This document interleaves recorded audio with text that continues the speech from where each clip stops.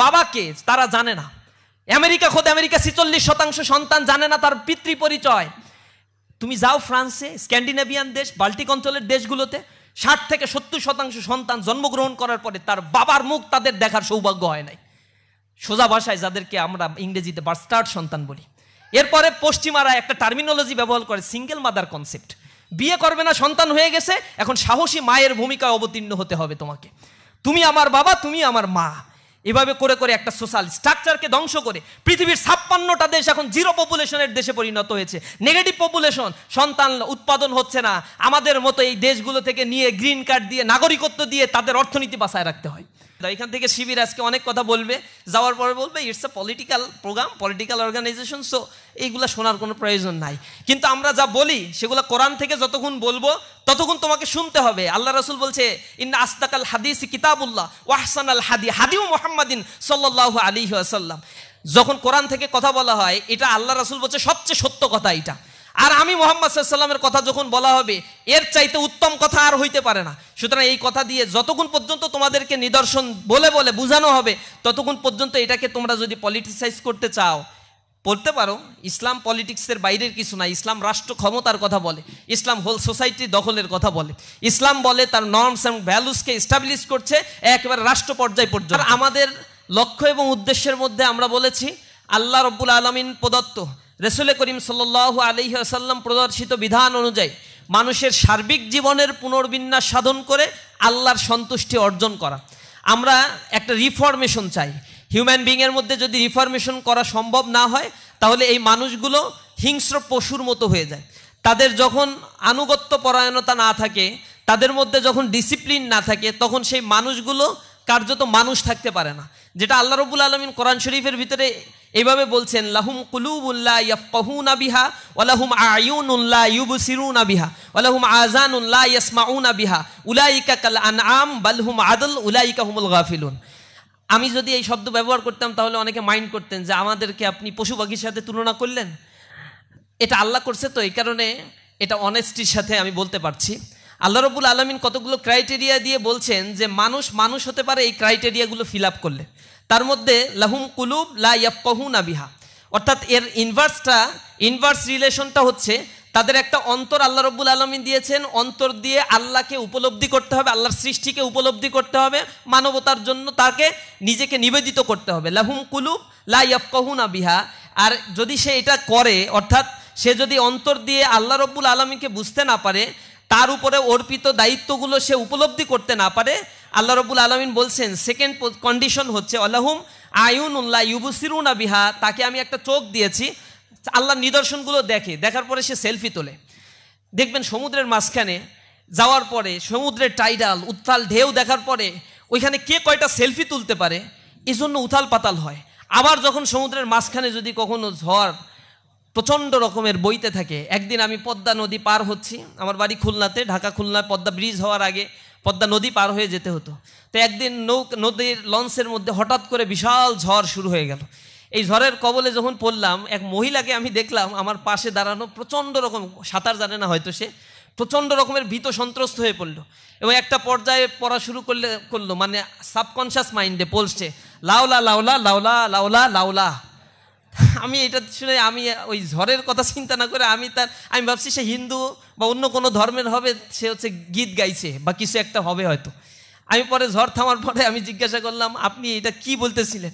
বলছে কেন, বিপদে পড়লে পড়তে হয় না লাউলা? আমি সে ওটা লাউলা না, এটা হচ্ছে লা হাওলা ওয়ালা কুওয়াতা ইল্লা বিল্লাহ, এরকম পড়তে হয়। তো বিপদে পড়ার পরে তো আল্লাহর কথা মনে পড়ে, কিন্তু এর আগ পর্যন্ত মানুষ নিদর্শনগুলো দেখে, চোখ দিয়ে এগুলো দেখে, ফেরাউনের কথা শুনে যে এটা এই অবস্থায় আল্লাহ রাব্বুল আলামিন করে রাখছে, কিন্তু তার ভিতরে উপলব্ধি হয় না। আল্লাহ কোরআন শরীফের ভিতরে দৃষ্টান্তগুলো সূরা আর রহমান পড়ে দেখবেন, আল্লাহ বলছে মারাজাল বাহরাইনি ইয়ালতাকিয়ান বাইনাহুমা বারযাখুল লা ইয়াবগিয়ান ফাবিআইয়ি আলাই রাব্বিকুমা তুকাযযিবান। তোমরা কি দেখেছো দুইটা সমুদ্র পাশাপাশি বহমান থাকে, একটা নোনা পানি আর একটা মিঠা পানি, কিন্তু একটা পানির সাথে আর একটা পানি কখনো মিক্স আপ হয় না। এরপরেও তোমরা তোমার রবের কোন কোন বিষয়গুলোকে অস্বীকার করবা?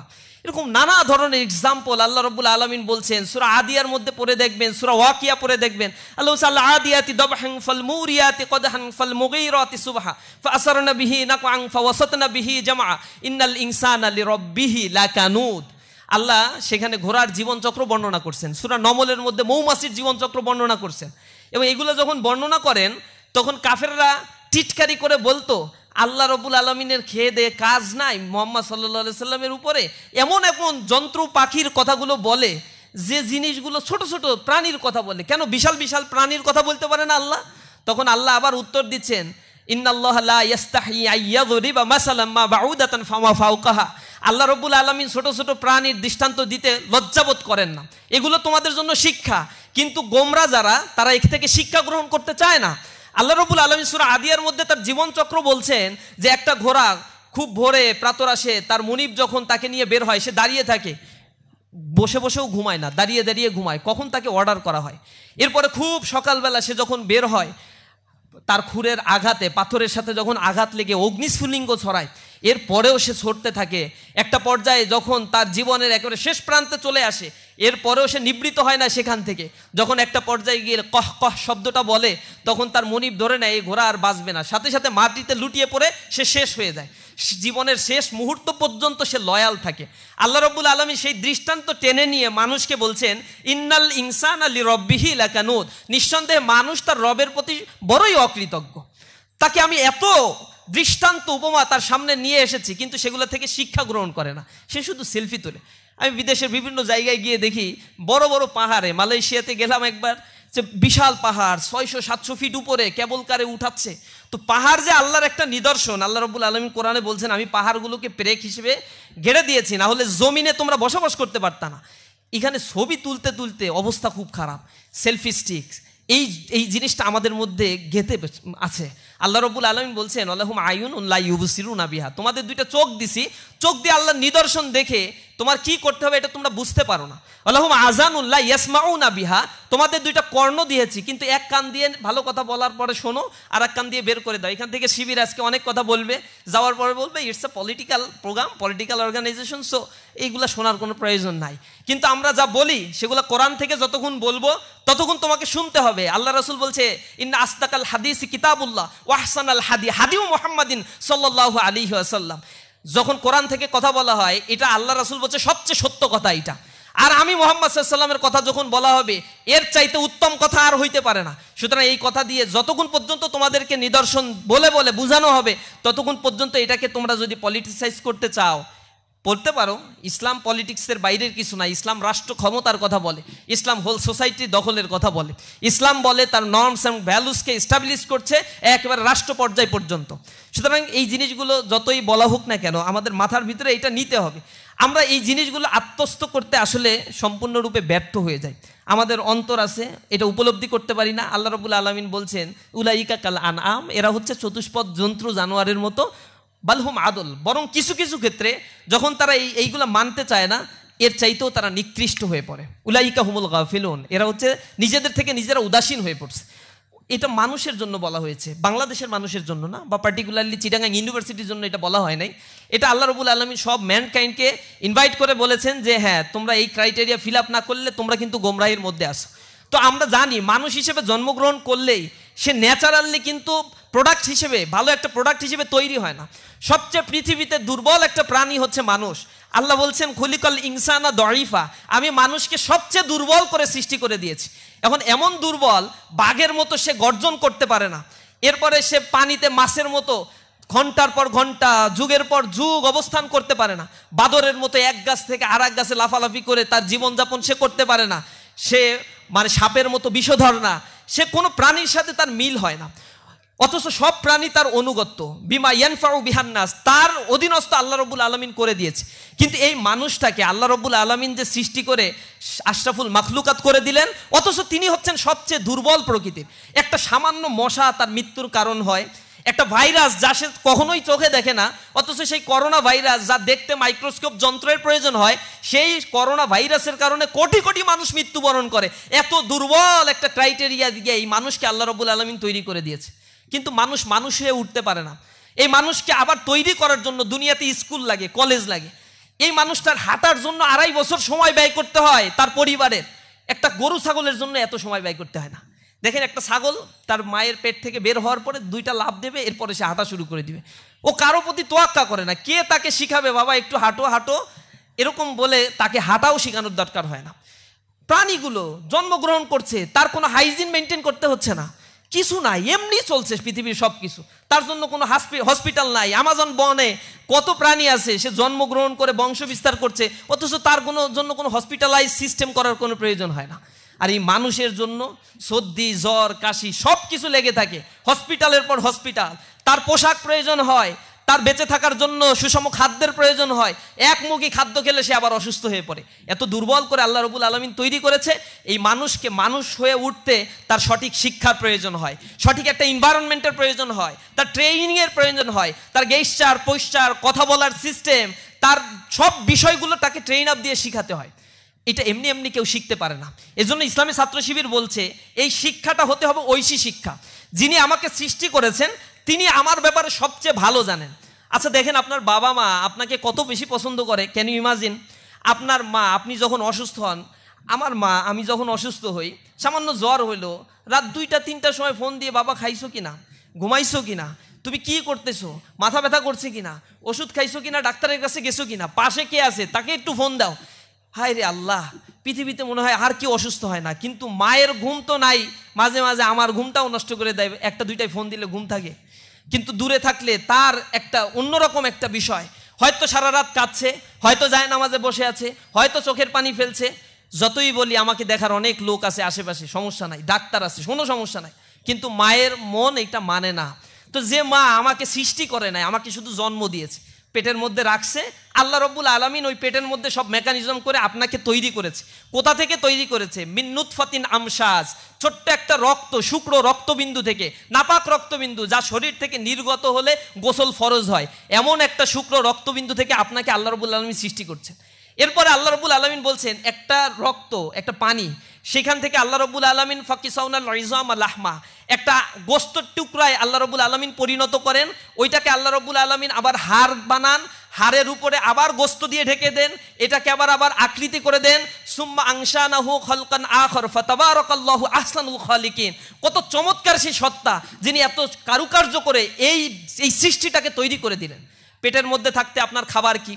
আপনার কোনো অ্যাসাইনমেন্ট লিখতে হয়, কোনো স্মারকলিপি লিখে আল্লাহর কাছে দাবি জানাইতে হয় যে আল্লাহ আমারে দয়া করে একটা চোখ দিও, টেরা বানায়ও না, আল্লাহ চুল ভালো করে দিও, কৃষক আলো যেন হয়। আল্লাহ রাব্বুল আলামিন নাভিটা যেখানে আছে ওই জায়গা থেকে একটু উপরে বা নিচে দিয়ে দিলে কেমন লাগে, একটু পরীক্ষা নিরীক্ষা করে দেখো তো। আল্লাহ কিডনি তো 2টা দিছো, আমার মনে হয় আরেকটা রিজার্ভে থাকলে ভালো হয়। এসব আবেদন করার কোনো স্কোপ আপনার আছে?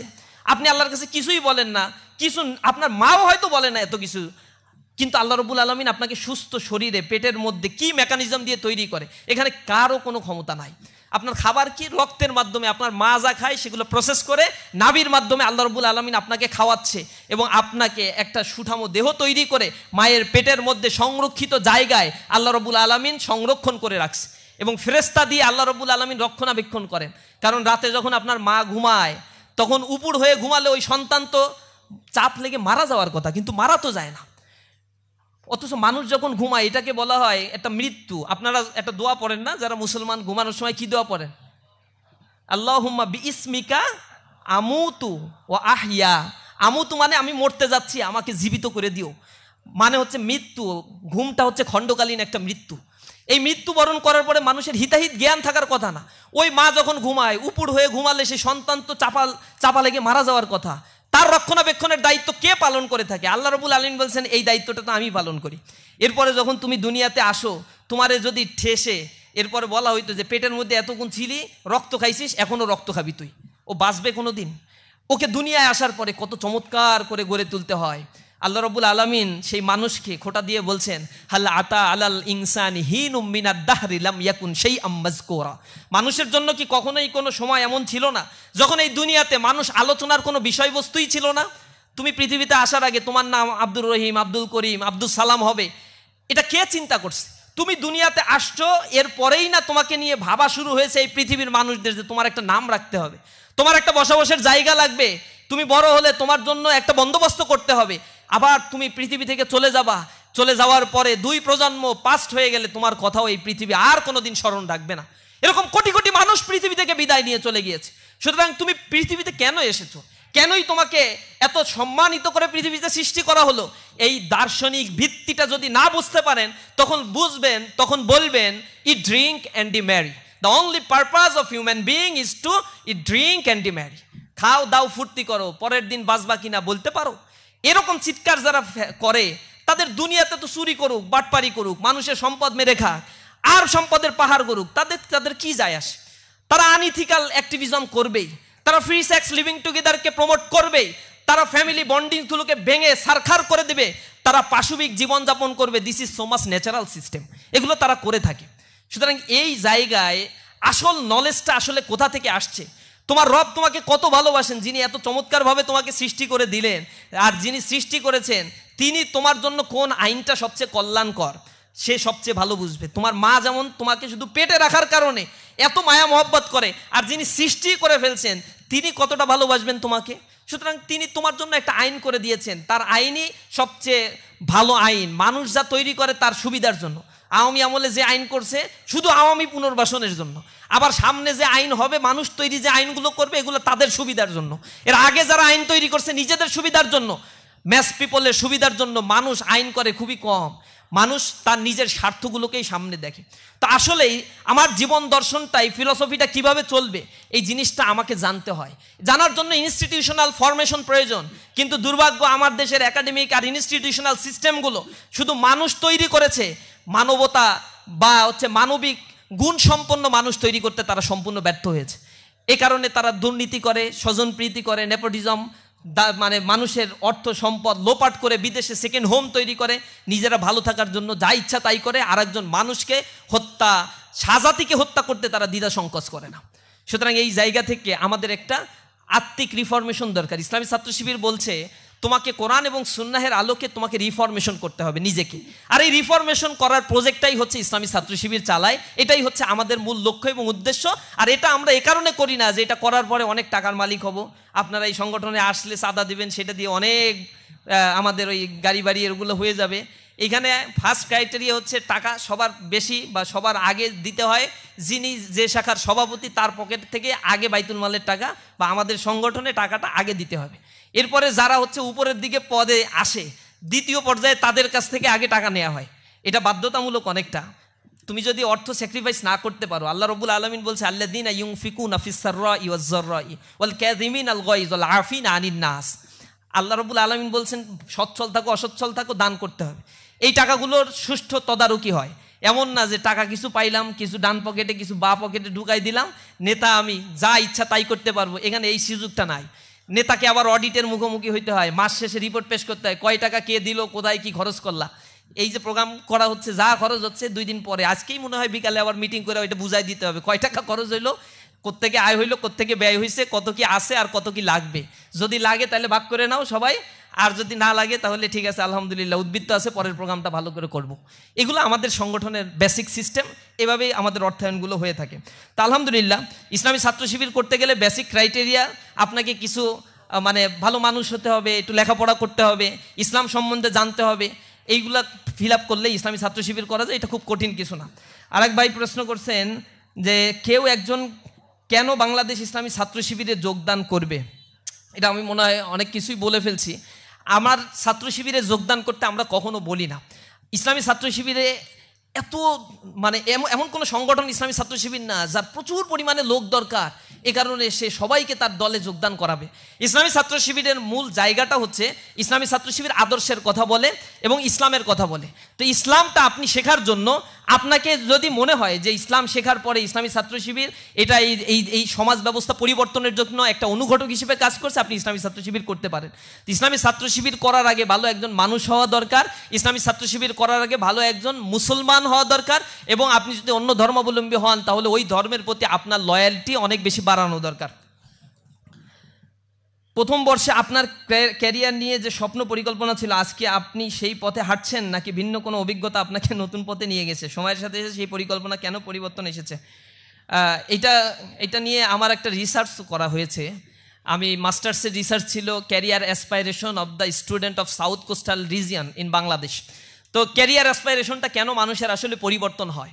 ফার্স্ট ইয়ারে থাকার সময় আমার খুব মনে পড়ে, ইউনিভার্সিটিতে যখন আমি ভর্তি হই, আমি ইকোনমিক্সের স্টুডেন্ট। তা আমার হেড স্যার আমাকে প্রথম দিনই সবার ক্যারিয়ার ডিজার্ভেশন শুনছিল। তা আমি দাঁড়িয়ে টিচারকে বলছিলাম যে আমি যেটা বলবো সেটা শোনার পরে তো আপনারা হাসবেন। তো স্যার বললো যে না, হাসবে কেন, ক্যারিয়ারের কথা বললে হাসবে কেন। আমি বলছি না, এটা অনেকের কাছে দুঃস্বপ্নের মতো মনে হইতে পারে। তা স্যার বললে যে তুমি বলো সাহস করে। তা আমি বললাম যে আমি তো বাংলাদেশের অর্থমন্ত্রী হতে চাই। এটা বলার পরে সবাই আসলে হেসে দিস। তা আমি একটু লজ্জা পেলাম। আমি বলছি স্যার এইটাই একমাত্র আমার ইচ্ছা, যদিও এটা সেই সময় আনাড়িভাবেই বলেছিলাম, কারণ খুলনা ইউনিভার্সিটিতে পলিটিক্স নাই, আমারও সেভাবে পলিটিক্সে ওইখানে এঙ্গেজমেন্ট নাই, সুতরাং সেটা তো আসলে ফিল আপ করা খুব কঠিন কাজ। পরবর্তীতে হলো বিসিএস ক্যাডারের চাহিদা, পড়াশোনা করলাম, বাইবা টাইবা দিলাম, কিন্তু জেলখানায় থাকার কারণে এই গভর্নমেন্ট তো তখন আমাদেরকে জয়েন করতে দিত না। তো সেই জায়গা থেকে ক্যারিয়ার ট্র্যাক এখন আবার চেঞ্জ হয়েছে, এখন আরও কিছু রিজার্ভেশন আছে, আপনারা দোয়া করেন সেটা যেন ফিল আপ করতে পারি। তবে মানুষের চাহিদাগুলো সময়ের আলোকে পরিবর্তন হয়, কষ্ট করতে হয়, কষ্ট করার পরে যেটা অর্জন হয় এটা আল্লাহ রব্বুল আলমিনের পক্ষ থেকে ফয়সালা, আল কদরি খৈরিহি ওয়াশাররিহি মিনাল্লাহি তাআলা, ভালো মন্দ আল্লাহ রব্বুল আলমিনের পক্ষ থেকেই হয়। প্রতিকূল পরিবেশে দিন পালনের ক্ষেত্রে কিভাবে রিয়া থেকে নিজেকে বাঁচাবো, একই সাথে কুধারণা থেকে বাঁচার উপায় কি। কুধারণা হচ্ছে কবিরা গুনাহ। কুধারণা থেকে বাঁচার জন্য বেশি বেশি কোরআন এবং সুন্নাহের সাথে সম্পর্ক ডেভেলপ করতে হবে, আর নিজেকে সুপিরিয়র কমপ্লেক্স থেকে বাঁচানোর জন্য চেষ্টা করতে হবে। অহংকার মুক্ত জীবনযাপন করবেন, নিজের বরত্ব মানুষের সামনে প্রকাশ করবেন না। আমি অমুক সাবজেক্টে পড়ি, ইউনিভার্সিটির মধ্যে একটা ক্লাস আছে, যেমন আমাদের দেখতাম যে ইংলিশে যারা পড়ে তারা মনে করে এ বাংলায় পড়ে, ওর কাছ থেকে হাঁটলেও একটু হাসি দেয়। আবার ইতিহাসে যারা পড়তেছে তারা আবার ফার্মাসির পাশ দিয়ে হাঁটতে চায় না, মানে এমনি নিজেরা একটা হীনমন্যতায় ভুগতে থাকে। এটা কেন? ইউনিভার্সিটিতে আমরা সমান সবাই, এবং সবাই একই সমান সুযোগ সুবিধা সামনে অপেক্ষা করছে, সুতরাং যে কষ্ট করবে সে নিজেকে সেভাবে গড়ে তুলতে পারবে। আমাদের মনের মধ্যে সাবজেক্টের ভিত্তিতে, স্থানের ভিত্তিতে, অ্যালামনাইর ভিত্তিতে কখনো কোনো রিয়া বা অহংকার যেন জন্ম না হয়। রিয়া হচ্ছে আমার সব আমলগুলোকে নষ্ট করে ফেলে, এগুলো সব আমল নষ্ট করে ফেলবে, কিছুই বুঝতে পারবেন না। কিয়ামতের ময়দানে আল্লাহ রব্বুল আলামিন সেদিন আপনাদেরকে অপদস্থ করবে। আল্লাহ রাসূল বলছেন অহংকার আমার চাদর। আল্লাহ রাসূল বলছে মানে অহংকার হচ্ছে আল্লাহ রব্বুল আলমিনের চাদর, এটা নিয়ে টানাটানি করলে আল্লাহ রব্বুল আলমিন তার উপরে ক্রোধ হয়, রাগান্বিত হন, এটা অপমান করা হয় আল্লাহ রব্বুল আলমিনকে। সুতরাং অহংকার থেকে আমাদের বিরত থাকতে হবে। এক ভাই প্রশ্ন করছেন, বাংলাদেশ ইসলামী ছাত্র শিবির বা জামাত ইসলামী যদি ক্ষমতায় যায় তাহলে তাদের প্রথম ইসলামী কার্যক্রম কি হবে? ইসলামী ছাত্র শিবির ক্ষমতায় যাওয়ার পরে, ইসলামী ছাত্র শিবির তার ক্ষমতায় যাবে না, ছাত্র শিবির ইলেকশনও করে না, এটা স্টুডেন্ট অর্গানাইজেশন। স্টুডেন্ট অর্গানাইজেশন হিসেবে পলিটিক্যাল অ্যাফিলিয়েশন আমাদের নাই, যেটা থাকে কনসাসমূলক, এবং আমরা সবসময় চেষ্টা করি যখন পলিটিক্যালি কোনো ক্রাইসিস তৈরি হয় তখন ভূমিকা রাখার জন্য, কিন্তু পলিটিক্যালি আমরা কোনো ইলেকশনে অংশগ্রহণ করি না। তবে কোনো ইসলামী দল ক্ষমতায় আসার পরে তার প্রথম কাজটাই হবে কল্যাণমুখী একটা রাষ্ট্র প্রতিষ্ঠা করা, যে স্টেট রাসূল করিম সাল্লাল্লাহু আলাইহি সাল্লাম প্রতিষ্ঠা করেছিলেন, মানবিক মর্যাদা সম্পন্ন স্টেট প্রতিষ্ঠা করা। এখানে একটা ফোবিয়া আছে, একটা হচ্ছে আমাদেরকে সোশ্যাল মিডিয়ায় এবং পশ্চিমারা আমাদের যেই জিনিসটা বুঝিয়েছে, এতদিন বুঝিয়েছে যে যদি জামাত ক্ষমতায় যায় বা কোনো ইসলামী দল ক্ষমতায় যায় তাহলে শরিয়া আইন বাস্তবায়ন করবে তারা। শরিয়া আইন কি? ওই হাত কেটে দাও, মেয়েদের বোরকা পরাবে জোর করে, এরপরে লেখাপড়া করতে যেতে দেবে না। একদিন আমি এক দলের প্রধান মহিলা, তার সাথে একদিন কথা বলতে বলতে একটা পর্যায়ে সে আমাকে বলছে, সে অনেক মানে জ্ঞানী মানুষ, প্রচুর পড়াশোনা করে, প্রোফাইলও ভালো। তো তিনি আমাকে বলছেন যে তোমার একটা প্রশ্ন আছে আমার, তুমি একটু বলো তো বাবা, তোমরা যদি ক্ষমতায় যাও তাহলে আমার পেশায় কি আমারে থাকতে দেবা? আমার দুইটা মেয়ে আছে, ওরা কি স্কুল করতে পারবে? আমি অবাক হয়ে বললাম যে আপনার এই প্রশ্নের জন্মানোর কারণ কি? বলছে না, তোমাদের তো এমনি ভালোবাসি, কিন্তু তোমরা ক্ষমতায় গেলে কি না কি করে ফেলো ভাই, এইগুলো মানুষ বলে, আমাদের বলছে যে তোমরা মেয়েদের নাকি ঘর থেকে বের হইতে দেবা না, পড়তে দেবা না, এরপরে ওই যে কি বলে শরীয়তের আইন বাস্তবায়ন করবা, হাত কেটে দেবা। শরীয়ত কি খালি হাত কাটা? শরীয়ত কি খালি বোরকা পরায় রাখা?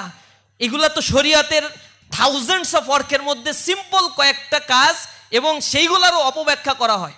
হাত কাটে, চুরি করলে হাত কাটতে হবে। হযরত ওমর রাদিয়াল্লাহু তাআলা আনহুর সময় একবার মক্কা মদিনায় দুর্ভিক্ষ দেখা দিয়েছিল। এই সময় এই বিধানটা সাময়িক সময়ের জন্য কার্যকর করা হয় নাই। কেন করা হয়নি? কারণ মানুষ দুর্ভিক্ষের কারণে খাদ্যই পাচ্ছিল না, তখন মানুষ চুরি করে হোক, যেভাবে হোক নিজে সার্ভাইভ করার চেষ্টা করছিল। এই সময় ওমর রাদিয়াল্লাহু তাআলা আনহুর কাছে অত্যাধিক চুরির কেস যখন আসছিল, ওমর রাদিয়াল্লাহু তাআলা আনহু বলেছেন যে না, যতক্ষণ না পর্যন্ত সবার মুখে আমি খাদ্য পৌঁছে দিতে পারি ততক্ষণ না পর্যন্ত এই বিধান কার্যকর করা আমার জন্য শোভনীয় নয়। ইসলাম এরকম রিল্যাক্স ফ্লেক্সিবল। আমাদের বলা হয় যে তুমি যদি ইসলামী আইন বাস্তবায়ন হয় তাহলে হিন্দু যারা থাকবে, অমুসলিম যারা থাকবে তাদের তো তোমরা মনে হয় দেশ থেকে বের করে দিবা। কিন্তু ইসলামী শরীয়ত বলে অমুসলিমদের নিরাপত্তার বিধান ইসলামী রাষ্ট্রে মুসলমানদের করতে হবে আগে, অগ্রাধিকারের ভিত্তিতে।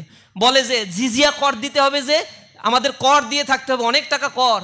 ইচ্ছা করলে মুসলিম রাষ্ট্রে, এটা গরিব রাষ্ট্র হইলে জিজিয়া কর মৌকুব করে দিতে পারে, কিন্তু জাকাত মৌকুব করার কোনো ক্ষমতা কারো নাই। মুসলমানদের মাস্ট বি জাকাত দিতে হবে, আর জিজিয়া কর ডিপেন্ড করে রাষ্ট্রের পলিসির উপরে।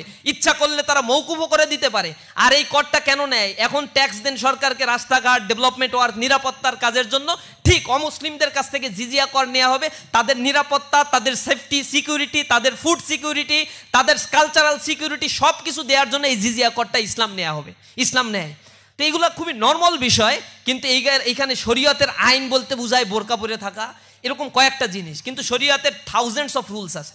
শরীয়ত বলতে আমরা যেটা বুঝি, ইসলামী শরীয়ত, ইসলামিক ল, ইসলামিক যে সিভিল ল, ক্রিমিনাল ল, এই জিনিসগুলো একেবারে ডিফাইন করে দেয়া আছে।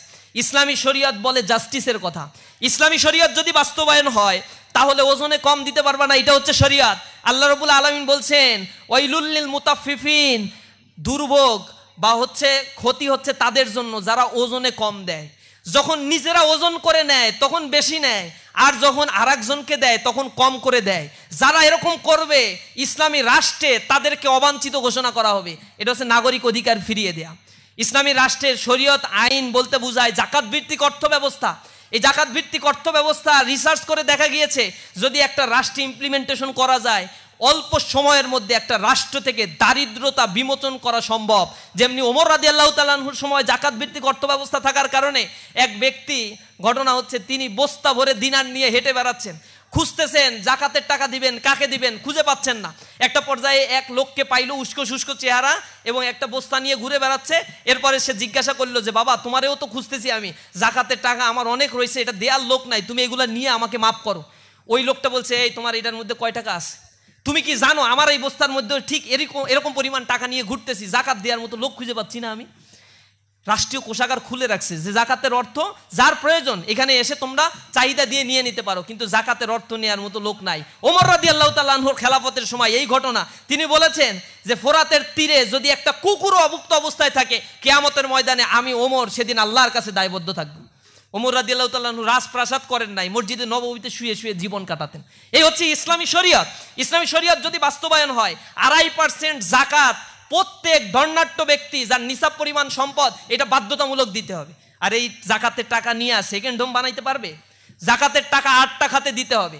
ইন্নামাস সাদাকাতু লিল ফুকারাই ওয়াল মাসাকিন ওয়াল আমিলিনা আলাইহা ওয়া মুআল্লাফাতু কুলুব ওয়া ফির রিকাব ওয়াল গারিমিন ওয়া ফি সাবিলি ইবনিস সাবিল। এই 8 ক্রাইটেরিয়ার বাইরে জাকাতের টাকা দেয়া যাবে না। এর মধ্যে গরিব যারা, তারপরে হচ্ছে মুসাফির যারা, এরপরে অমুসলিম যারা, এরপরে মুসাফির যারা সফর করেছে, ঋণগ্রস্ত যারা, এই মানুষগুলোকে জাকাতের টাকা দিয়ে এমপাওয়ার্ড করতে হবে। আবার জাকাতের টাকা এইভাবে আমাদের দেশে যেগুলো দেয়, ধর্নাঢ্য ব্যক্তি অনেক শাড়ি আর হচ্ছে লুঙ্গি কিনছে, এরপরে বলে লাইন ধরো জাকাতের শাড়ি দেয়া হবে। জাকাতের শাড়ি মানে হচ্ছে এক ধোয়ায় রং উঠে যাবে, এরপরে মার থাকবে না, এটা হচ্ছে জাকাতের শাড়ি। ইসলামী রাষ্ট্র বলছে জাকাত এইভাবে দিতে হবে না। জাকাত একজন ব্যক্তিকে দেবা, গরিব থেকে সে স্বাবলম্বী হবে। একজন ব্যক্তিকে জাকাতের টাকা দিবা এবং এর প্রায়োরিটি হবে তোমার আত্মীয় স্বজন আগে, এরপরে আত্মীয় স্বজন, পাড়া প্রতিবেশী, এরপরে দূরবর্তী তুমি যাকে দাও। এই জাকাতের টাকা দিয়ে এক একজন মানুষকে সলভেন্ট করে দিবা। ইকোনমিক ভ্যালু, ইকোনমিক পাওয়ার জাকাতের এত বেশি, একটা রাষ্ট্র কাঠামোকে পরিবর্তন করে দেয়। সুদ যেভাবে একটা সমাজ ব্যবস্থাকে ধ্বংস করে দিয়েছে, পৃথিবীতে ক্যাপিটাল ইকোনমি আমরা দেখেছি, আমরা মিক্সড ইকোনমি দেখেছি, এই পুঁজিবাদী অর্থ ব্যবস্থা আমাদেরকে ধ্বংস করে ছাড়ছে। আজকে আমি এখানে দাঁড়িয়ে বলছি বাংলাদেশের মাথাপিছু আয় 2882 মার্কিন ডলার, এটা শুভঙ্করের ফাঁকি। তুমি আমি 2882 মার্কিন ডলার ভোগ করতে পারি না। আমাদের ইনকাম ডিসপারশন এত হাই, তুমি কল্পনা করতে পারবা না। পৃথিবীর অনেক দেশে 140-50তম আমরা ইনকাম ডিসপারশনের ক্ষেত্রে, মানে এত বেশি। 5% মানুষের কাছে এই দেশের, এই রাষ্ট্রের 80% সম্পদ জিম্মি। ব্যানবেজ বলছে এই কথা। 80% সম্পদ জিম্মি হয়ে আছে। এক এসালম গ্রুপ, এই চিটাগাঙেরই, 12টা ব্যাংক লুটপাট করছে। মানুষের আমানতগুলো নিয়ে তার বউয়ের নামে, তার সন্তানের নামে, ছালার নামে, শালির নামে, সবার নামে এক একটা ইন্ডাস্ট্রি খুলে লোপাট করে হাজার হাজার কোটি টাকা বিদেশে পাচার করে ফেলছে। অথচ ব্যাংকে টাকা জমা দাও তুমি, দেখো কত শুভঙ্করের ফাঁকি দেয়। ব্যাংকে এক দফা আমি টাকা জমা দেই, আমার টাকা ডাকাতি করে, এটা তো আর চুরি না। আগে তো ডাকাতি করতে হচ্ছে বন্দুক নিয়ে যাওয়া লাগতো, এখন ডাকাতি করতে গেলে একটা ব্যাংক খুলে নিলে কাজ হয়ে যায়। ব্যাংক খুলে নিয়ে বসে আছে, সবাই টাকা জমা দেয়, এরপর লুটপাট করে নিয়ে চলে গেল। এইগুলো হচ্ছে আধুনিক ডাকাতির সিস্টেম। এই ডাকাতদেরকে আইডেন্টিফাই করতে হবে যারা মানুষের সম্পদগুলো লুটপাট করে। ইসলামী শরীয়ত আসলে এই লুটপাট সব বন্ধ হয়ে যাবে। এই যে জাকাত, এই যে অর্থ ব্যবস্থার মধ্য দিয়ে, মনে করো এই ব্যাংকে আমি টাকা জমা দিলাম, এরপরে এই টাকা সে লুটপাট করলো। এখন এই ব্যাংক যেহেতু আবার চালাতে হবে, তখন বাংলাদেশ ব্যাংক থেকে এখানে আবার টাকা থোক বরাদ্দ দেওয়া হয়। বাংলাদেশ ব্যাংক কোথায় টাকা পাবে? বাংলাদেশের বাজেট থেকে নিয়ে আসো টাকা। বাজেটের টাকা কোথা থেকে আসে? জনগণের ট্যাক্সের টাকা কালেকশন করো। এক হচ্ছে ডিরেক্ট ট্যাক্স, আর একটা হচ্ছে indirect tax. Indirect tax you are bound to pay. তুমি এখানে বসে আসো, একটা পাঞ্জাবি কেনো, একটা টুপি কেনো, একটা কলম কেনো, 15% ট্যাক্স তোমাকে দিতে হবে, তুমি বাধ্য। কিন্তু ডিরেক্ট ট্যাক্স যারা ধর্নাঢ্য তাদের ট্যাক্স দেওয়ার ক্ষেত্রে কত যে ফাঁকি। রিসার্চ বলছে মাত্র 25% ট্যাক্স পেয়ার বাংলাদেশে ট্যাক্স দেয়, যাদের ট্যাক্স দেওয়ার সামর্থ্য আছে, কিন্তু মাত্র 25% দেয়। 75% ট্যাক্স আদায় করতে পারে না। তার মধ্যে ম্যাক্সিমাম হচ্ছে রুলিং পার্টির লোকজন, তারা ট্যাক্স দেয় না। কোটি কোটি টাকার মালিক অল্প কিছু ট্যাক্স দিয়ে বলে আমার ট্যাক্স দেওয়া হয়ে গেছে। এরকমভাবে লুটপাট করছে আমার দেশের টাকা। দেখো, একদিকে তুমি টাকা জমা দাও রাষ্ট্রীয় কোষাগারে, ট্যাক্সের টাকা, সেইটা থেকে আবার ব্যাংকে রিফিল করে, আবার ব্যাংকে তুমি টাকা দাও, সেইটা আবার লুটপাট করে নিয়ে যায়। 2 দফা তোমার টাকা লুটপাট হয়। এই হচ্ছে আমার দেশের মাথাপিছু আয়, $2882 মার্কিন। এইভাবে করে করে একটা জাতিকে বোকা বানানো হচ্ছে। মেধাবীরা এই ব্যাপারে সোচ্চার হতে হবে। এর আগে এই ব্যাপারে কথা বলতে গিয়ে আমাদের আবরার ফাহাদ শহীদ হয়েছে।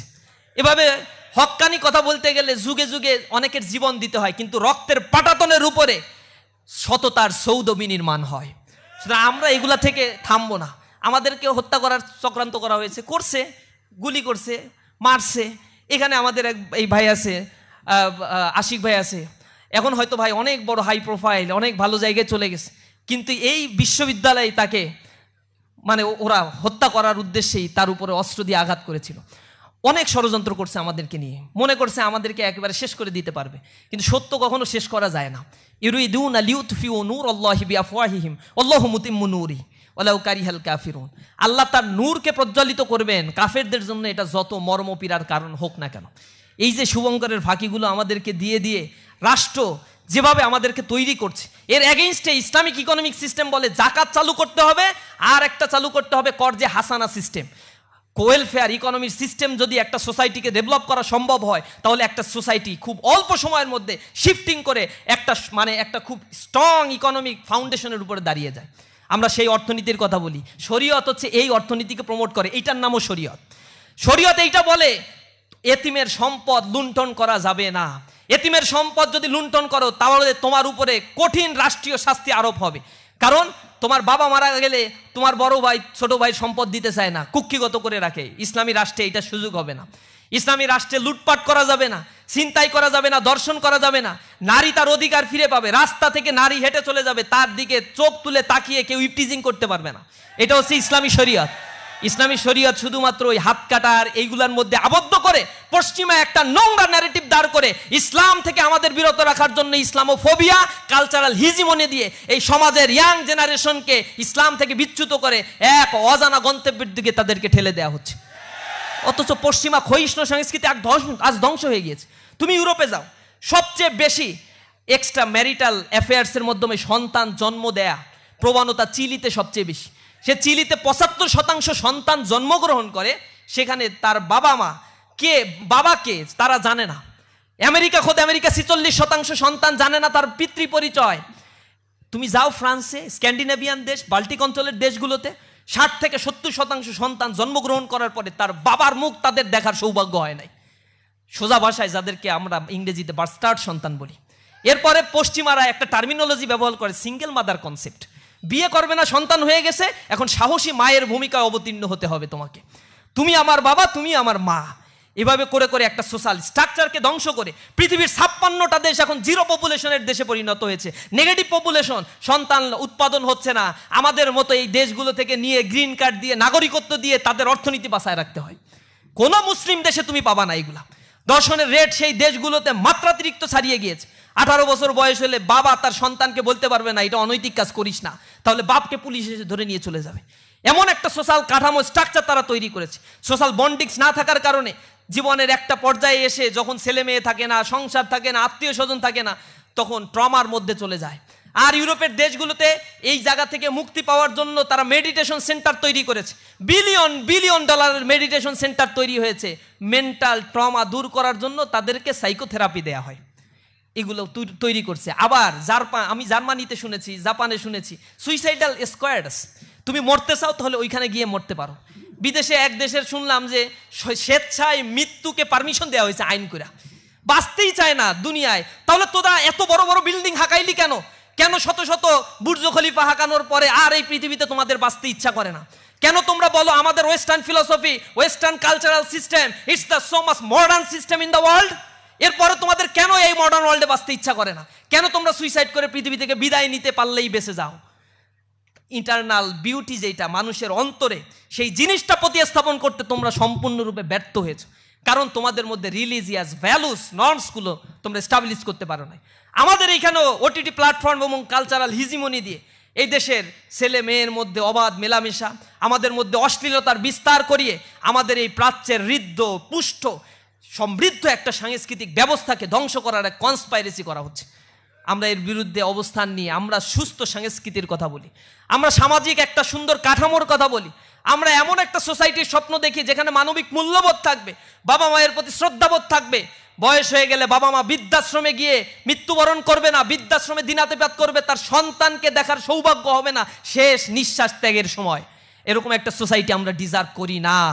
আমরা বিশ্বাস করি যে মা আমাকে জন্ম দিয়েছেন, সে মা আমার কাছে আমাকে অনেক বেশি ঋণী করেছেন, সেই মায়ের প্রতি আমার দায়বদ্ধতা রয়েছে। আমি বিশ্বাস করি যে বাবা তার ঘাম ঝরানোর অর্থ দিয়ে, ঘাম ঝরানো পরিশ্রম দিয়ে আমাকে বড় করে তুলেছে, তার বৃদ্ধ বয়সে আমি তাকে দেখভাল করব, আমি তার সহায়ক হয়ে যাব। এই সমাজ ব্যবস্থাটা আমরা ডিজার্ভ করি। আমার সোসাইটি এই সমাজ ব্যবস্থা যাতে আমাকে না দেয়া লাগে, এই জন্য আমাকে কালচারাল এবং এডুকেশনাল সিস্টেম এমনভাবে তৈরি করে দিয়েছে, আমার দেশেও এখন বৃদ্ধাশ্রমের পরিমাণ ডে বাই ডে বৃদ্ধি পাচ্ছে। এই জিনিসগুলো আমরা ঘৃণাভরে প্রত্যাখ্যান করি। আমরা একটি সুন্দর সমাজ গড়ার জন্য মানুষকে আহ্বান জানাই। প্রিয় ভাইরা, এক ভাই প্রশ্ন করছেন, বাংলাদেশ ইসলামী ছাত্র শিবির সমস্ত কর্মকাণ্ড আয়োজনগুলো আমার খুব ভালো লাগে, কিন্তু এই সঠিকভাবে সম্পূর্ণ করতে অর্থের প্রয়োজন হয়। অর্থের বিষয়টা আমরা বলছি। আমাদের অর্থের আয়ের সোর্স হচ্ছে, আমাদের সংবিধানে বলা আছে, এক হচ্ছে আমাদের শুভাকাঙ্ক্ষীদের আয়, অর্থাৎ ইসলামী ছাত্র শিবির 48 বছর ধরে প্রতিষ্ঠা লগ্ন থেকে যত ভাইদের বিদায় দিয়েছে, আনপ্রোডাক্টিভ জিনিস তো আর ছাত্র শিবির বিদায় দেয় না। ছাত্র শিবির যা বিদায় দেয় তা যথাযথ মানুষ বিদায় দেয়। গাঁজাখোর, সিগারেটখোর, অ্যাডিক্টেড এরকম মানুষ বিদায় দেয় না। আমরা দেখি যে সংসারে 10টা ছেলে মেয়ে, ও হচ্ছে সর্বশেষ, এসে আমাদেরকে বলে ভাই আমার ঘরের পরিবারের হাল ধরতে হবে। আমি বলি তোমার 9 ভাই কি করে? বলে ভাই এগুলা তো ওরকমভাবে ইসলাম শেখে নাই, গড়ে ওঠে নাই, আমাকে তো শিখাইছেন, মায়ের প্রতি আমার লায়াবিলিটি আছে, বাবা মাকে আমার দেখতে হবে। চোখ থেকে পানি পড়ে যায়। আহারে, এই সমাজ ব্যবস্থা তাদেরকে টাকা দিল কিন্তু আসল ফিলোসফিটা বুঝাইতে পারলো না। তা আমরা ইসলামী ছাত্র শিবির যে মানুষগুলোকে তৈরি করি, এই মানুষগুলো এই ছাত্র শিবির থেকে যা নেয় সবাই শুধু দেয়, ছাত্র শিবির থেকে মানে এখানে আসার পরে সব কিছু ত্যাগ করে এই সংগঠনটা তাকে করতে হয়, টাকা দিতে হয়, সময় দিতে হয়, নিজেকে তৈরি করতে হয়। ছাত্র শিবির তো কোনো বিল্ডিং না যে এখানে কোনো কিছু জমা করে রাখা যাবে। এটা হচ্ছে একটা মানুষের combination of some sorts of people. এই মানুষগুলোকে ইসলামী ছাত্র শিবির দক্ষতা সম্পন্ন করে গড়ে তোলে। কম্পিউটার স্কিল, ভাষাগত দক্ষতা, একাডেমিক এক্সিলেন্সি, এই সব কিছু দিয়ে রেজাল্টের প্রতি আমরা প্রতি মাসে তদারকি করি। লেখাপড়া করছো কি না, রিপোর্ট পেশ করো, কয় ঘন্টা পড়ছো, কয় ঘন্টা পড়া উচিত। সিনিয়র ভাইয়েরা জুনিয়র ভাইদেরকে তদারকি করে। বিদেশে হায়ার স্টাডি করতে যাবা, আলহামদুলিল্লাহ পৃথিবীর সব দেশে ইসলামী ছাত্র শিবিরের ভাইয়েরা এখন হাজার হাজার ভাইয়েরা, লক্ষ লক্ষ ভাইয়েরা এখন হায়ার স্টাডি করছে, বিভিন্ন ইউনিভার্সিটিতে প্রফেসরের দায়িত্ব, বড় বড় প্রতিষ্ঠানগুলোতে জব করছে। তারা সংগঠনের প্রতি লায়াবল থাকে। তারা এমন না এই সংগঠন করতে আসছে লুটপাট করার জন্য, চাঁদাবাজি করার জন্য, এরপরে এখান থেকে টেন্ডারবাজি করার জন্য, টেম্পো স্ট্যান্ড দখলের জন্য। এই কাজ তো ইসলামী ছাত্র শিবিরে এসে করা যায় না। তো ইসলামী ছাত্র শিবির কী কারণে করতে আসে? নিজেকে তৈরি করার জন্য করতে আসে। তৈরি করার পরে ছাত্র শিবিরের প্রতি তার দায়বদ্ধতা থেকে নিজ থেকে তারা এখানে ফান্ডিং করে, আর এই ফান্ডিংয়ের পাই টু পাই হিসাব ইসলামী ছাত্র শিবির রাখে। এবং আমরা এই টাকা লুটপাট করে তো আমরা ব্যাংক ব্যালেন্স বানাই না, আমরা আবার গাড়ি বাড়ি তৈরি করি না, প্রতিটা টাকার হিসাব আবার আমাদেরকে দিতে হয়।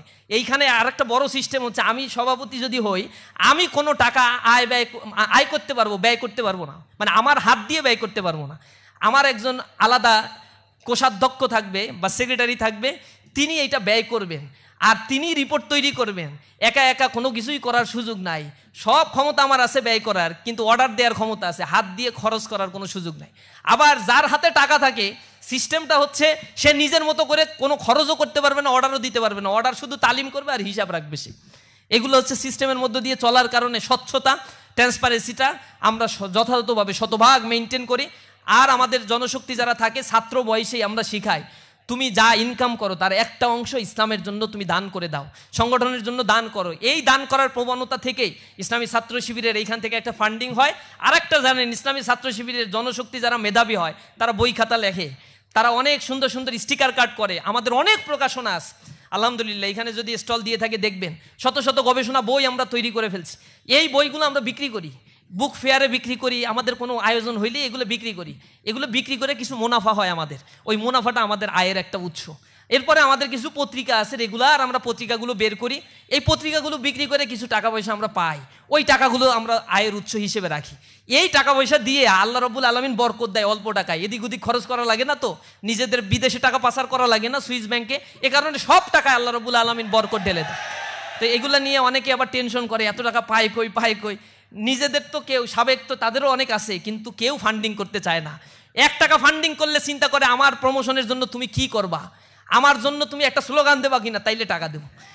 এই রাজনীতি ইসলামী ছাত্র শিবিরে চলে না। কোনো ভাইয়ের রাজনীতি, কোনো দাদার রাজনীতি, চাচার রাজনীতি ইসলামী ছাত্র শিবিরে চলে না। বিধায় এই সংগঠনটা একটু পরিশীলিত এবং এটা থাকবে কিয়ামত পর্যন্ত ইনশাআল্লাহ। এক ভাই প্রশ্ন করছেন, সুন্দর বাংলাদেশ গঠনে ইসলামী ছাত্র শিবিরের পদক্ষেপ ভূমিকা কি? আমাদের স্লোগানটাই হচ্ছে সমৃদ্ধ সুন্দর একটি বাংলাদেশ গড়তে আমরা কতগুলো ক্রাইটেরিয়া ফলো করব, সৎ, দক্ষ আর দেশপ্রেমিক নাগরিক তৈরি করব। আমরা মনে করি যদি কারো ভিতরে সততা থাকে কিন্তু দক্ষতা না থাকে, এই সততা ভ্যালুলেস হয়ে যায়। সততা আছে কিন্তু ব্যবহার করার জায়গা নাই। আমরা দ্বিতীয়ত বলছি তোমার ভিতরে দক্ষতাও গড়ে তুলতে হবে। আর দক্ষতা আছে, সততা আছে, বিদেশে গিয়ে কাজ করতেছি, অনেক টাকার মালিক হয়ে যাচ্ছি। ইসলামী ছাত্র শিবির লাস্ট বলছে দেশপ্রেম তোমার ভিতরে থাকতে হবে। এ দেশ তোমার প্রতি অনেক টাকা খরচ করছে, তুমি ইউনিভার্সিটিতে পড়ো, তোমরা এখানে মাদ্রাসায় যারা পড়ছো, এভারেজে প্রতি বছর 10,000 টাকা করে গভর্নমেন্ট তোমার পিছনে খরচ করে। তুমি স্কুলে পড়াশোনা করলে 25,000 টাকা করে এভারেজে গভর্নমেন্ট তোমার পিছনে খরচ করে। আর তুমি যদি ক্যাডেট কলেজে পড়ে থাকো, এভারেজে 1,35,000 টাকা করে পার ইয়ার তোমার পিছনে গভর্নমেন্ট খরচ করে থাকে। মাদ্রাসার ছাত্ররা একটু বৈষম্যের শিকার, এর বিরুদ্ধে কথা বলতে হবে। মাদ্রাসা যারা আছে কথা বলতে হবে।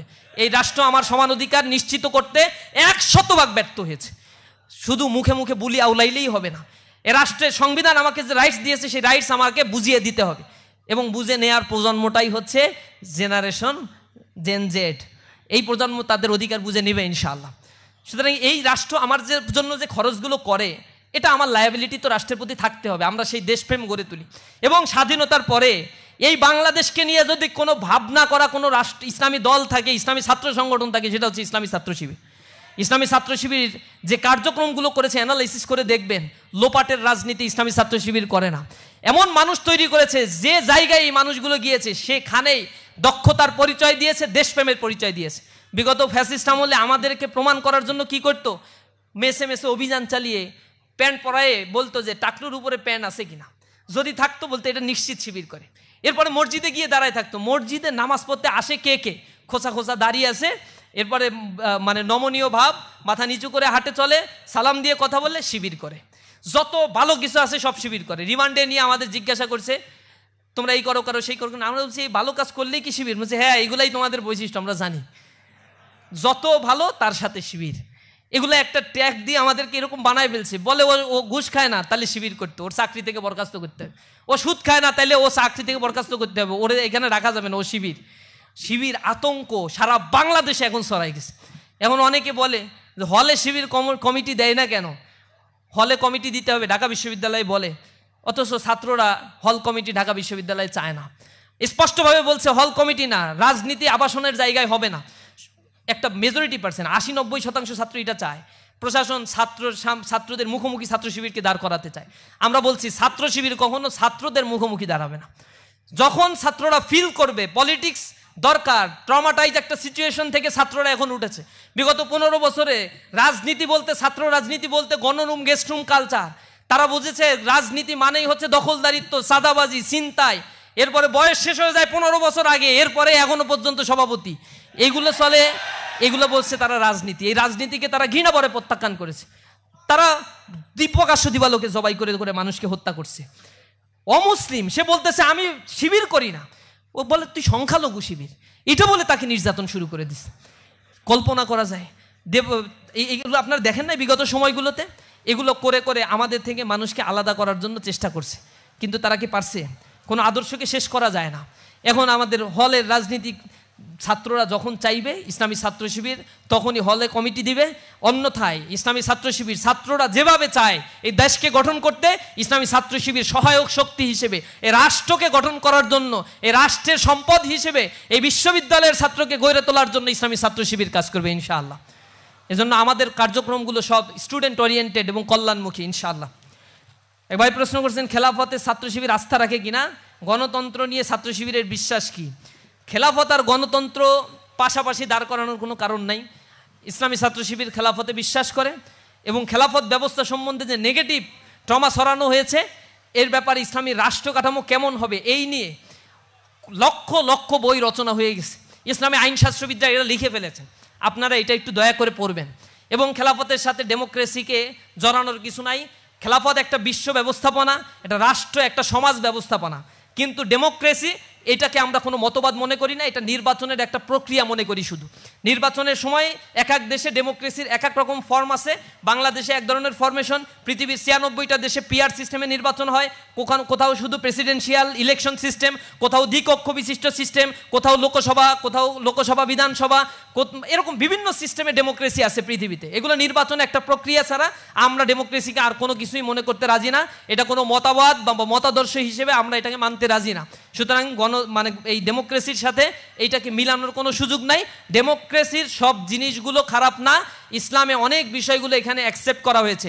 ইসলামে নির্বাচনের সুনির্দিষ্ট কোনো পন্থা আল্লাহ রাসূল বাতলে দিয়ে যান নাই। এ কারণে পরবর্তীতে যারা ওলিয়া আহাদ যারা ছিলেন অথবা আহলে রায় যারা ছিলেন তারা এগুলো সুনির্দিষ্ট করে গিয়েছেন বিভিন্নভাবে নির্বাচনের প্রক্রিয়া কেমন হতে পারে। সেগুলো কিছু কিছু ক্ষেত্রে ডেমোক্রেসির সাথে আদর্শিকভাবে সাংঘর্ষিক কিছু বিষয় আছে, কিছু বিষয় আছে এগুলো অ্যাকসেপ্টেন্সি। যেমন বলা হয় ডেমোক্রেসির মাধ্যমে আল্লাহ হবেন, ডেমোক্রেসিতে বলা হয় জনগণ সর্বময় ক্ষমতার মালিক। আমরা বিশ্বাস করি না, জনগণ কোনোদিন ক্ষমতার মালিক হইতে পারে না। জনগণ আল্লাহ রব্বুল আলমিনের পক্ষ থেকে খেলাফতের দায়িত্বপ্রাপ্ত একজন ব্যক্তি এবং দুনিয়াতে এই খেলাফতের দায়িত্ব আল্লাহ রব্বুল আলমিন তাকে দিয়েছেন। আল্লাহ রব্বুল আলমিনের যে ক্ষমতা, এই ক্ষমতাগুলো সার্বভৌম ক্ষমতা জনগণের মাধ্যমে আল্লাহ বাস্তবায়ন করিয়ে থাকেন। এ কারণে আমরা মনে করি আমরা যদি রাষ্ট্র ক্ষমতায় যাই, ইসলামিস্টরা মনে করে যে রাষ্ট্র ক্ষমতায় গেলে আমরা হব রাষ্ট্রের খাদেম, সেবক, আমরা রাষ্ট্রের মালিক হব না। রাষ্ট্রের মালিক আমরা হয়ে রাষ্ট্র থেকে লুটপাট করব না, রাষ্ট্রের খাদেম হব, জনগণের সেবক হয়ে আমরা কাজ করব। আমাদের অনেক জবাবদিহিতার জায়গা সেখানে থাকতে হবে। আর যারা মনে করে আমরা রাষ্ট্রের মালিক, তারা তো ক্ষমতায় গেলে নিজেদেরকে রাষ্ট্রের বলে না, আমার বাপ স্বাধীন করছে রাষ্ট্র, এটা হচ্ছে আমার বাপের দেশ, ওই বাপের মুল্লুক বানিয়ে নিয়েছে তারা এবং যা ইচ্ছা তাই করছে এই রাষ্ট্রের মধ্যে। সুতরাং ওই সিনারিও ইসলাম পছন্দ করে না। ইসলামের আহলুল হাল্লি ওয়াল আকদ আর ওলিয়া আহাদের সিস্টেম রয়েছে, মজলিসে শুরার সিস্টেম, এগুলো বিস্তর আলোচনা, এগুলো নিয়ে সেমিনার হলে কোনো দিন হয়তো আপনাদের সাথে আলোচনা করা যাবে। আপনারা ইউনিভার্সিটিতে পড়েন, বিস্তর পড়াশোনা করবেন আপনারা ইনশাআল্লাহ। জুলাই বিপ্লবের পর তো কথা ছিল বিশ্ববিদ্যালয়, স্কুল, কলেজগুলোতে রাজনীতি বন্ধ হবে, কিন্তু এখন পর্যন্ত অর্থাৎ 1 বছরও এটি বন্ধ না হওয়ার কারণ কি এবং রাজনীতি ক্যাম্পাসগুলোতে আসলে প্রয়োজন আছে কিনা? শিবির কিভাবে লেজুর ভিত্তি ছাত্র সংগঠন না? দেখেন, লেজুর ভিত্তি বলতে আসলে কি বোঝায় এর কোনো সংজ্ঞায়ন ডেফিনেশন কারো কাছে নাই। আমরা লেজুর ভিত্তিক রাজনীতি বলতে যেটা বুঝি, মাদার পার্টির পারপাস সার্ভ করা যাবে না ক্যাম্পাসগুলোতে। যেমন অমুক ভাইয়ের শাহাদাত ওই যে দেশে প্রত্যাবর্তন দিবস, অমুকের মৃত্যুবার্ষিকী, তাই আমার ক্যাম্পাসে পোস্টারের পর পোস্টার করে জোরপূর্বক কাউকে নিয়ে এসে আলোচনা সবাই থাকতে হবে, এই কালচার আমরা অ্যাবলিশ করে দিতে চাই। ক্যাম্পাসগুলোতে হবে ছাত্রবান্ধব কার্যক্রম। এরপরে মাদার পার্টির বড় প্রোগ্রাম হবে, সেখান থেকে জোরপূর্বক সব ছাত্রদেরকে নিয়ে যাওয়া হবে হল থেকে ভর্তি করে মিছিলে স্লোগান দেওয়ার জন্য। এইটা আমরা বিশ্বাস করতে চাই না।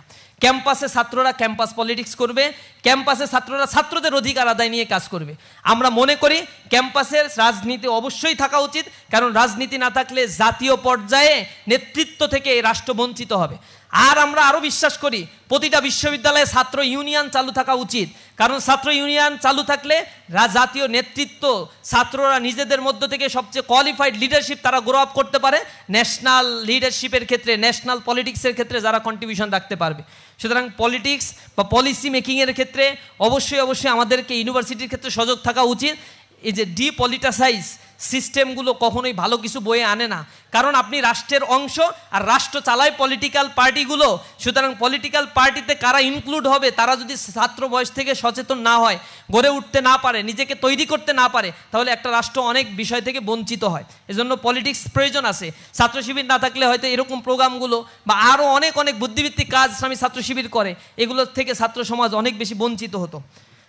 আর হচ্ছে বিপ্লবের পরে ছাত্র রাজনীতি বন্ধ হওয়ার কথা ছিল, বিভিন্ন ইউনিভার্সিটিতে তারা প্রতিক্রিয়া জানিয়েছে, বন্ধ হয়েছে, আমরা তাদের প্রতি রেসপেক্ট জানাই। আমরা শুরুতেই আগেই বলেছি, একটা ট্রমাটাইজ সিচুয়েশন থেকে ছাত্ররা উদ্ধার পেয়েছে।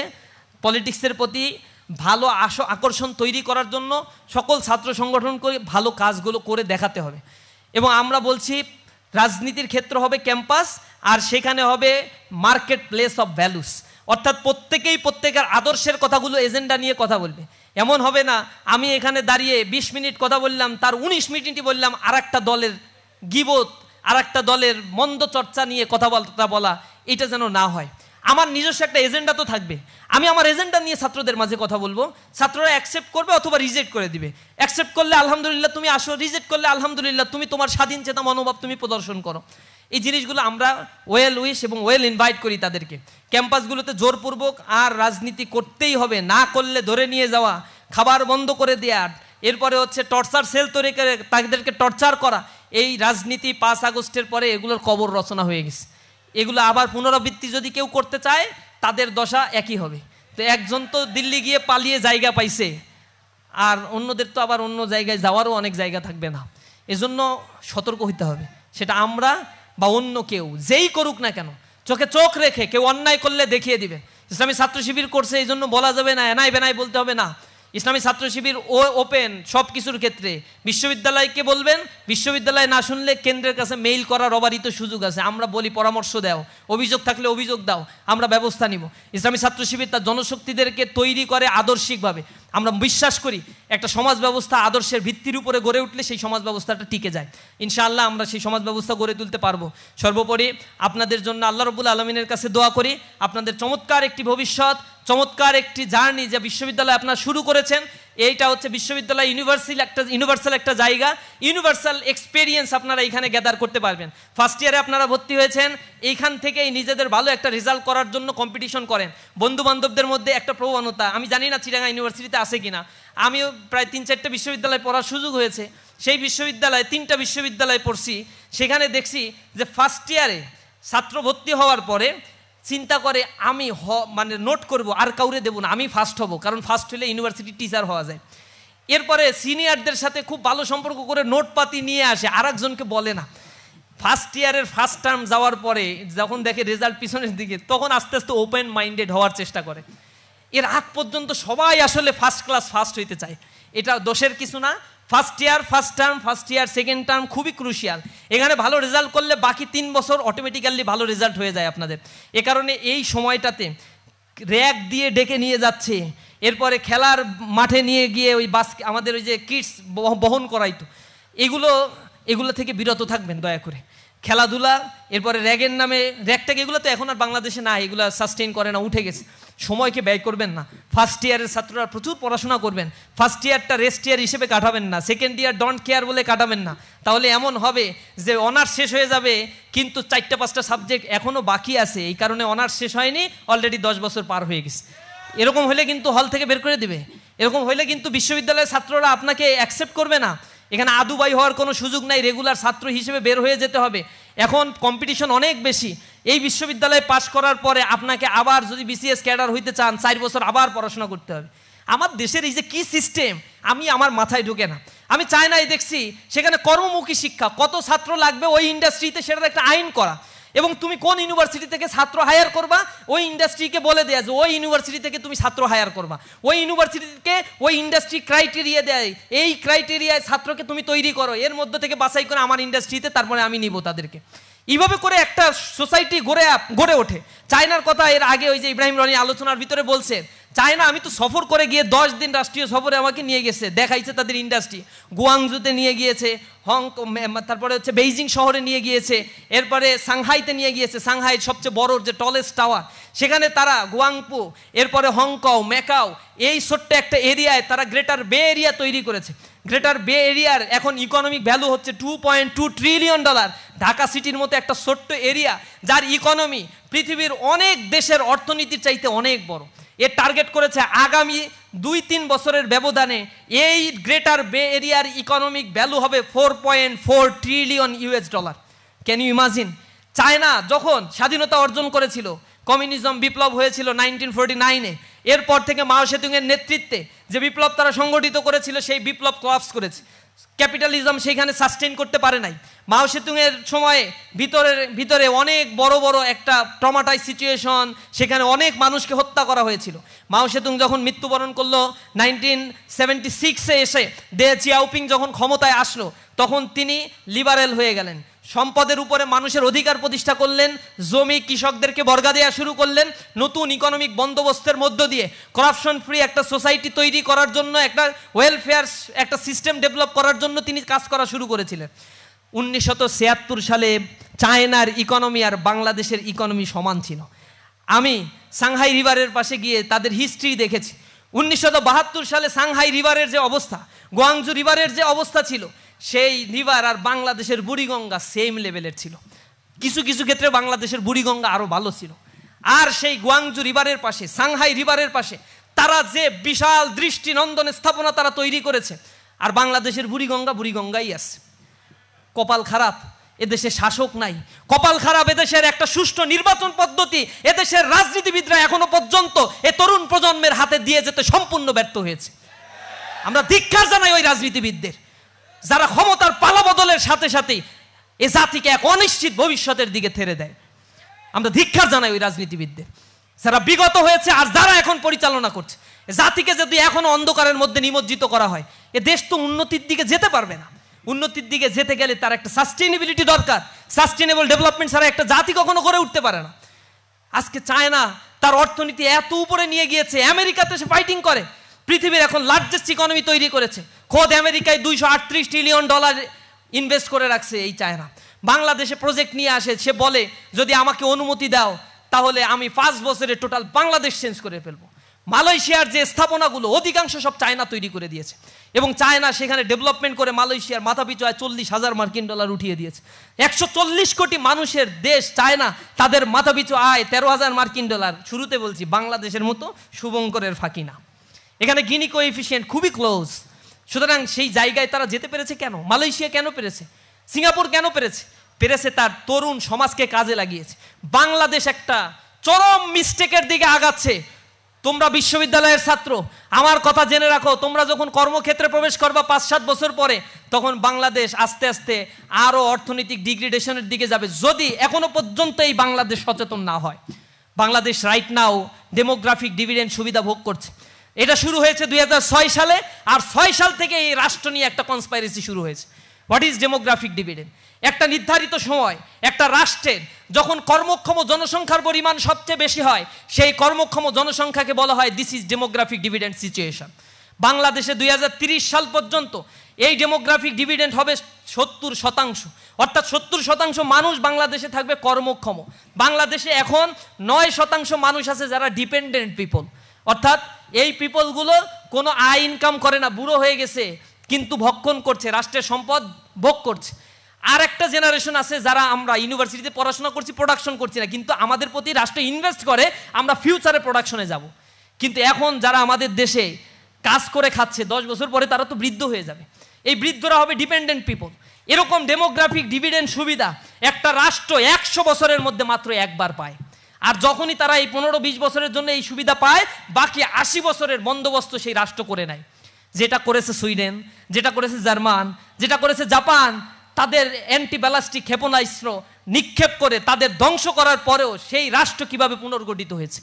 ডেমোগ্রাফিক ডিভিডেন্ডের হিসাব করে দেখেন, সিঙ্গাপুরের দিকে তাকিয়ে দেখেন, তাদের আসমান থেকে মান্না সালোয়া নাজিল হয়ে এই রাষ্ট্র কাঠামো গড়ে ওঠে নাই, তাদের গড়ে উঠেছে একটা সুশৃঙ্খলাবদ্ধ একটা সিস্টেমের মধ্য দিয়ে তারা গিয়েছে। মালয়েশিয়াতে ডেমোক্রেসি আছে, ডেভেলপমেন্টও হয়েছে, সব কিছু সমান তালে চলেছে। এই যে জায়গাগুলো তারা ডেমোগ্রাফিক ডিভিডেন্ডকে কাজে লাগিয়েছে, জনসংখ্যাকে জনসম্পদে রূপান্তর করেছে, তরুণ প্রজন্ম থেকে ট্রেন আপ করেছে। যা মানে চায়নায় 17,000 টেকনিক্যাল ইউনিভার্সিটি তারা তৈরি করেছে, কোটি কোটি ছাত্রকে ট্রেন আপ করে কটেজ ইন্ডাস্ট্রি বানিয়ে দিয়েছে। হাইটেক ইন্ডাস্ট্রি বন্ধ, কটেজ ইন্ডাস্ট্রি তৈরি করে লেয়ার সৃষ্টি করে দিয়েছেন। তুমি এন্টারপ্রেনিয়ার হতে চাও, তোমার জন্য ট্রেন আপ, তোমার জন্য অর্থ, ব্যাংক, বিমা সব কিছু ওপেন করে দিয়েছে চায়না। পৃথিবীর দেশগুলো, সব দেশগুলো এই সুযোগ সুবিধা তার নাগরিককে দেয়। আর আমার দেশের কপাল এত খারাপ, আমার দেশে পদ্মা ব্রিজ করতে গিয়ে 3 গুণ টাকা খরচ করে, আর 1 গুণ টাকা দিয়ে পদ্মা ব্রিজ করে বাকি 2 গুণ টাকা বিদেশে পাচার করে। ডেভেলপমেন্টের কথা শুনে আমাদের উন্নয়নের মহাসড়কে উঠাই দিয়ে তলা ফাঁকা করে দিয়ে নিয়ে চলে গেছে সব, এবং দিল্লির পারপাস সার্ভ করছে। এই ডেমোগ্রাফিক ডিভিডেন্ড যদি আমি লাভ করতে পারতাম, আমার বাংলাদেশ আজকে মাথাপিছু আয় প্রেডিকশন করা হয়েছিল অবশ্যই অবশ্যই সেটা $8,000 ছাড়িয়ে যাওয়ার কথা। কিন্তু কপাল পোড়া আমরা, এমন নেতৃত্ব আমাদের উপর চাপিয়ে দিয়েছে, এমন শিক্ষা ব্যবস্থা আমাদের উপর চাপিয়ে দিয়েছে, যে শিক্ষা ব্যবস্থায় শেখার পরে এই ইউনিভার্সিটির মাস্টাররা আমাদেরকে শিখায়, আর শেখানোর পরে 4-5 বছর আমাদের আবার পড়তে হয় আর একটা চাকরি জোটানোর জন্য। তাহলে এই লেখাপড়া করার আমার কি দরকার? ফার্স্ট ইয়ার থেকেই তো আমার বিসিএস এর বই ধরাই দেওয়া উচিত ছিল। ইউনিভার্সিটিগুলো, ঢাকা ইউনিভার্সিটিতে যাবা, ক্লাসে ছাত্র খুঁজে না পাওয়া গেলেও লাইব্রেরিতে বসে পড়ার জায়গার অভাব হয় না। এবং সেইখানে লাইব্রেরিতে যে দেখা যায় যে গবেষণার বইগুলো ময়লা পড়ে আছে, মোছার লোক নাই, আর বিসিএস এর বইগুলো পড়তে পড়তে সেগুলোর পাতা ছিঁড়ে অবস্থা খুবই খারাপ। অথচ একটা ইউনিভার্সিটি নলেজ ক্রিয়েশনের জায়গা হওয়ার কথা ছিল, সেখানে ইনভেস্টমেন্ট সরকার করে না, ইনভেস্টমেন্ট করে মানে এই স্ট্রাকচারাল ডেভেলপমেন্টের ক্ষেত্রে। পৃথিবীর 58তম র্যাঙ্কিংয়ের একটা ইউনিভার্সিটি আমি গিয়েছিলাম, ইউনিভার্সিটি অফ মালয়। এই জায়গায় গেলে তোমার মনে হবে যে এইটা কেমনে এরকম একটা ইউনিভার্সিটি হয়, স্ট্রাকচারই ঠিক নাই, মানে দেখতে ভালো লাগে না, সূক্ষ্ম শুষ্ক। লাইব্রেরিতে গিয়ে তুমি পাগল হয়ে যাবা, সেখানে রিসার্চ হচ্ছে, গবেষণার পর গবেষণা ছাত্ররা করছে, তাদের থাকার জায়গার অ্যাকোমোডেশন আর ফ্যাসিলিটিসের দরকার হয় না, তারা চায় সোসাইটিকে পরিবর্তনের জন্য নিজেদেরকে প্রোডাক্ট হিসেবে তৈরি করতে। আর আমার দেশের বুয়েট থেকে পড়ার পরে 60% স্টুডেন্ট দেশের বাইরে চলে যায়। 60% মেধা ধরেই রাখতে পারে না এই দেশ, তাদের কোনো হুঁশও নাই। তাদের জন্য একটা গবেষণাগার করে দিবে, ইউনিভার্সিটিগুলোতে বরাদ্দ দিবে, ইউনিভার্সিটির টিচারের র্যাঙ্কিং উঠবে গবেষণা খাতে বরাদ্দের উপরে, ইউনিভার্সিটির টিচারদেরকে টার্গেট দিয়ে দিবে, এই পর্যায়ের যদি ফান্ডিং আনতে পারো তাহলে তুমি অ্যাসোসিয়েট প্রফেসর হবে, এছাড়া হইতে পারবা না। আমার টিচাররা আবার আমার কথায় অখুশি হয়। পৃথিবীর বিভিন্ন জায়গাতে এরকমই করে রে ভাই, টিচাররা পলিটিক্স অতিমাত্রায় করে ছাত্রদের উপরে এর একটা নেগেটিভ প্রভাব ফেলে সব জায়গা তারা আজকে বিশৃঙ্খলা সৃষ্টি হচ্ছে। সব টিচার না, একটা বড় অংশের টিচার তো রিসার্চ করছে আলহামদুলিল্লাহ, তবে একটা অংশ কিন্তু এই কাজগুলো করছে। ছাত্ররাও এই জায়গায় গা ভাসিয়ে দিয়ে লেখাপড়া বাদ দিয়ে তুমি যদি তোমাকে গড়ে তুলতে চাও, তাহলে তোমার দেশে জেনে রাখো রাইট নাও 40 লক্ষ বেকার আছে, তুমিও কোনোদিন এই খাতায় তোমার নামটাও লেখাইতে বাধ্য হবা। এটাও যদি না লেখাও তাহলে 1 কোটি বাংলাদেশে ডিসগাইজ আনএমপ্লয়েড আছে, অন্তত 1 কোটির কাতারে তোমার নামটা তুমি লেখাইতে পারবা। তুমি প্রত্যাশা করো 20,000 টাকার চাকরি, এই রাষ্ট্র তোমাকে 10,000 টাকার চাকরি তাই সার্কুলার দিয়ে বলবে অনার্স মাস্টার্স পাস, প্রতি তজসা কোনো বিশ্ববিদ্যালয় থেকে তাও পাস হইতে হবে। নিজের লজ্জা হওয়া উচিত। ইউনিভার্সিটিতে পাস করে 12,000 টাকার চাকরির জন্য ইউনিভার্সিটি গ্রাজুয়েট সে আবেদন করতে হয়, উদ্যোক্তা হইতে পারে না। এদেশে যে শিক্ষা কমিশন আমাদেরকে গঠন করা হয়েছে স্বাধীনতার পরে, যে শিক্ষা আমাদের উপরে চাপিয়ে দেওয়া হয়েছে, লাঞ্ছনা করা একটা শিক্ষা ব্যবস্থা।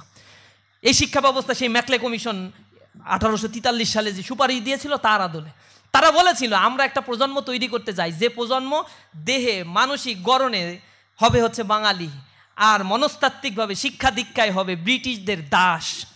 আমরা সেই দাসে পরিণত হয়েছি। আমার বাবা আমি একটা চাকরি করি এটাকে প্রেফার করে, আমি উদ্যোক্তা হই এটাকে প্রেফার করতে চায় না। মনস্তাত্ত্বিকভাবে আমরা এইভাবে তৈরি হয়েছি।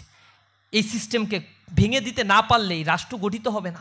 সবাইকে কে চাকরি দেবে? সরকারি চাকরি 1% দিতে পারে না, ভ্যাকুয়াম তৈরি হয় না।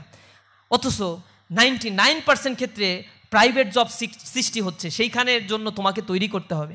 ফার্স্ট ইয়ার থেকে তোমাদের কাছে অনুরোধ জানাই প্রিয় ভাই, শিবির করার দরকার নাই, শিবির করতেও বলি না, এই নবীন বরণ করে তোমাদের কাছে কিছু অনুরোধ আমরা জানাই, কারণ you are the next generation, you are the future of this society, so build yourself for the future better, for the betterment of this country.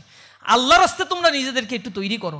তোমরা যদি তৈরি হয়ে যাও, হক কথা বলতে শেখো, নিজেদের দক্ষতাকে কাজে লাগাও, আর যদি করাপশন থেকে নিজেদেরকে বাঁচিয়ে রাখতে পারো, তাহলে নিঃসন্দেহে এই রাষ্ট্রটা গঠিত হয়ে যাবে। আর ইসলামী ছাত্র শিবির এই সুন্দর একটা রাষ্ট্র গঠনের স্বপ্ন দেখে। আমরা চিন্তা করি এই রাষ্ট্রের উপরে লাল সবুজের পতাকাকে খামচে ধরে আর কোনো শকুন যেন এখান থেকে আমার স্বাধিকার, আমার সার্বভৌমত্বকে আর যেন কেড়ে নিতে না পারে। এজন্য আত্মপ্রত্যয়, স্বনির্ভরশীল হয়ে, দক্ষতা সম্পূর্ণ, চোখ কান খোলা একটা প্রজন্ম গড়ে উঠতে হবে, যে প্রজন্ম নিজেকে গড়ে তুলবে, এই রাষ্ট্রের পারপাস সার্ভ করবে, এই দেশটাকে ওন করে বুকে হাত দিয়ে বলবে এই দেশ আমার, এই রাষ্ট্র আমার, এই রাষ্ট্রকে গড়ে তোলার দায়িত্ব আমার, আমি আমার দেশকে ভালোবাসি। এই চেতনাটুকু আমরা যখন নিজেদের মধ্যে জাগ্রত করতে পারবো, কোনো হুঙ্কার আমাদেরকে পিছু টান দিয়ে রাখতে পারবে না। আমরা বিশ্বাস করি উষার দুয়ারে হানি আঘাত, আমরা আনিব রাঙা প্রভাত, আমরা টুটাবো তিমির রাত বাধার বিন্ধ্যাচল। আমরা অন্ধকার বিদূরিত করে দিয়ে আলোর প্রস্ফুটিত মশাল হাতে নিয়ে এ জাতিকে জ্ঞানের আলোকে আলোকিত করে সমাজ ব্যবস্থাকে পাল্টে দিয়ে তাক লাগানো একটা উৎকর্ষতা সাধনের ব্রুতি নিয়ে যেন এই পথ চলাকে আমরা সামনে নিয়ে যেতে পারি, সে আহ্বান জানিয়ে আমার কথা শেষ করছি।